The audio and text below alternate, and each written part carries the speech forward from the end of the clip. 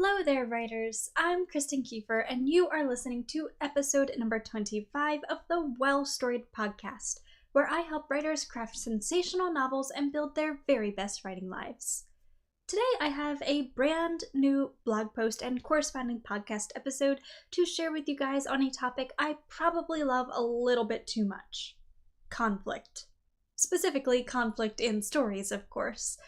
Today's episode is called What is External Conflict? Pretty good question, right?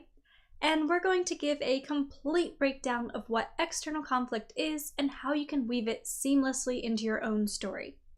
To read along as you listen, make sure to catch our podcast transcript, aka the corresponding blog post article, over at well-storied.com/blog. All set? Let's go. Conflict drives narrative. As humans, our curiosity peaks when two forces oppose one another. What is happening, we ask? Why are these two forces at odds? How will the conflict play out? Who will win? What would I do if I were in that situation? These are the questions that readers ask, more or less subconsciously, as they read, which means they're also exactly the kinds of questions writers should ask themselves when crafting plots for their stories. In stories, as in life, there are two types of conflict: internal and external. Internal conflicts are the mental, emotional, or spiritual struggles a person faces, so character versus self, which we'll talk about in a new blog post and podcast episode very soon. Today, however, we are going to focus on the second type of struggle, external conflict. Shall we dive right into the breakdown? I think so. Let's talk about the four main types of external conflict. External conflict is the struggle a character faces against an outside force. That force, however, isn't limited to just a simple antagonist. External conflict can actually be categorized into four main types, which we're now going to break down. The first being character versus character conflict. In this type of conflict, one character struggles against another, though the source of this struggle can vary. For example, both characters may want the same goal. An example of this would be to survive the Hunger Games. We could also say that both characters may want different goals, but one or both characters stand in the way of the other's success. An example of this would be from An Ember in the Ashes by Sabaa Tahir, in which the main character Laya is a slave that spies on the woman who is the one enforcing martial rule on the kingdom. Another example would be that one character may wish to prevent the other from wreaking havoc or destruction, so your classic hero versus villain type story. An example of this would be Kel from A Darker Shade of Magic, who fights cold-hearted usurpers that I won't name because it gets a little bit spoilery. Another example would be that one character may wish to harm the other out of hatred, spite, or greed. An example of this would be Bonzo in Ender's Game, who tries to hurt Ender for embarrassing him. And finally, another type of character versus character conflict would be when one character simply wants what the other has and tries to harm that other character in some way in order to gain it. An example would be Renly from A Clash of Kings by George R.R. Martin, who tries to usurp the Iron Throne from Joffrey and to keep his brother Stannis from getting it as well. This type of conflict can be motivated by many things: survival, by pride, by love, morality or duty, or any number of other factors.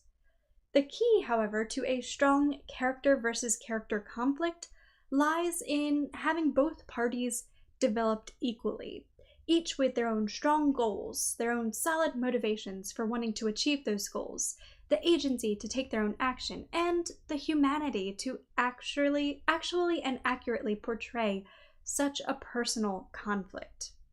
If you're looking for a resource to help you develop these elements in a much easier way, may I suggest checking out Well Storied's most popular workbook. The guiding questions in the Pre-Write project are great for helping you lay out the external conflict in your story, plus pretty much anything else you need to do as part of the pre-writing process, with ease. To check that out, make sure to go on over to well-storied.com and click on the workbooks category option right up there in your top navigation. So let's talk about the next type of external conflict, and that is character versus society. In this type of conflict, a character struggles against some element of society, whether it be a corrupt government, a religious system, socialized mindsets like homophobia, misogyny, and racism, economic issues like a recession or layoffs or bankruptcy, inequality, or social expectations. Many desires, including survival, stability, human rights, happiness, freedom, justice, and morality, may motivate a character to take action against their society in this style of story. It's also worth noting that many stories that feature a character versus society conflict also have strong internal conflicts that are intricately and inherently tied to the main character's external struggle. Examples of stories that feature strong character versus society conflicts include The Giver by Lois Lowry, The Handmaid's Tale by Margaret Atwood, Fahrenheit 451 by Ray Bradbury, Mockingjay by Suzanne Collins, and of course, Romeo and Juliet by William Shakespeare. The third main type of external conflict is character versus nature. Perhaps the simplest of all types of external conflict, in stories that feature a character versus nature storyline, the main character struggles against an animal, or the weather, or the terrain, most often motivated by simple, sheer survival. Just like character versus society conflicts, this type of struggle is often accompanied by strong internal conflict that forces the main character to confront personal issues and beliefs while fighting to survive in their physical landscape. Examples of popular stories that feature a character versus nature conflict include The Martian by Andy Weir, The Old Man and the Sea by Ernest Hemingway, The Mountain Story by Laurie Lansons, Life of Pi by Jan Martel, and Jaws by Peter Benchley. The fourth and final main type of external conflict that you can use in your story is character versus technology. In this type of external conflict, a character must fight against some element of technology, most often motivated by the will to survive or to protect others in danger. In most character versus technology stories, the struggle between the main character and the opposing technology highlights human imperfection, greed, and fragility, utilizing strong internal conflict that showcases technology's effect on society and/or the human mind. Examples of popular books that feature a character versus technology plotline include The City of Ember by Jean Duproux, I, Robot by Isaac Asimov, Do Androids Dream of Electric Sheep by Philip K. Dick. This is the basis, by the way, for the film Blade Runner, if that sounds familiar. And finally, we have Frankenstein by Mary Shelley, which may not seem like it's character versus technology at first, but it's largely considered so because technology is used to create the monster that then turns into a very bad experiment and bad things happen. Most stories feature a core conflict built around one specific type of external conflict, but that doesn't mean that the other types of conflict can't appear in individual scenes or sequences throughout your book.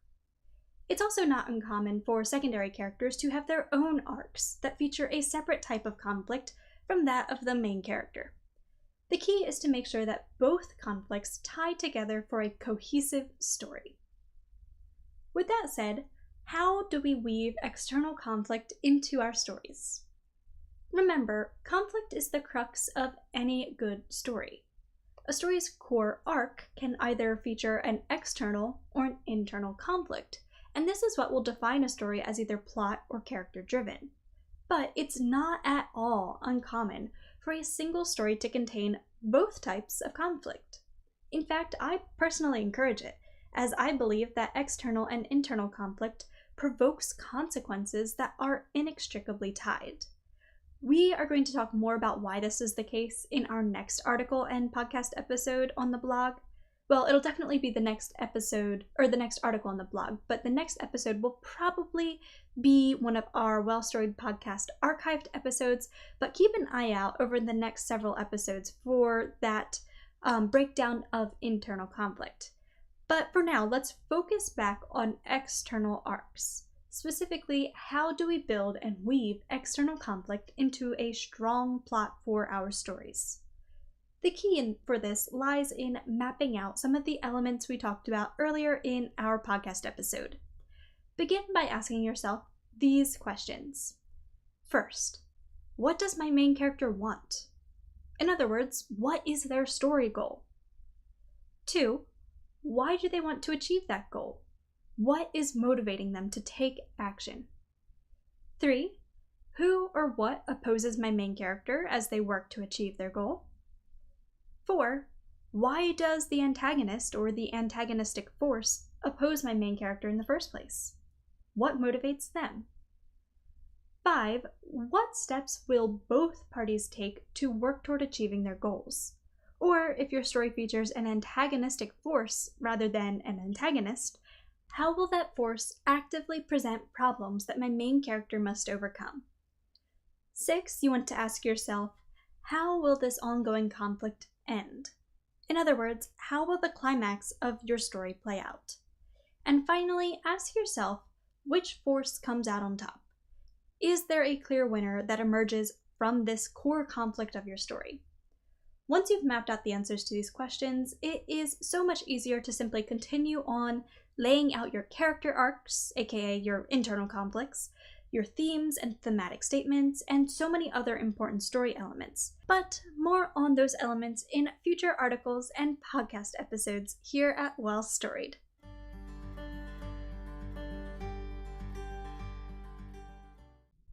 Writers, thank you so much for listening to today's episode of the Well Storied podcast. I hope you enjoyed it. If you have any questions, make sure to head on over to well-storied.com/blog to check out the transcript and share your concerns with me in the comments there. If you enjoyed today's episode of the podcast and would like to support future episodes, make sure to rate and review the podcast on iTunes or SoundCloud, wherever you're listening in from. And if you'd like to help support all that I create for Well Storied, the articles, the workbooks, the newsletter, this podcast, etc., you can do so at patreon.com/wellstoried. No dash in there, just Well Storied straight through. Alright guys, thank you all again for listening in and supporting this podcast. It truly means to the world to me to be able to chat with you guys every week and just to know how much you're enjoying it. Thank you guys so much. You rock. I will catch you in the next episode. Bye!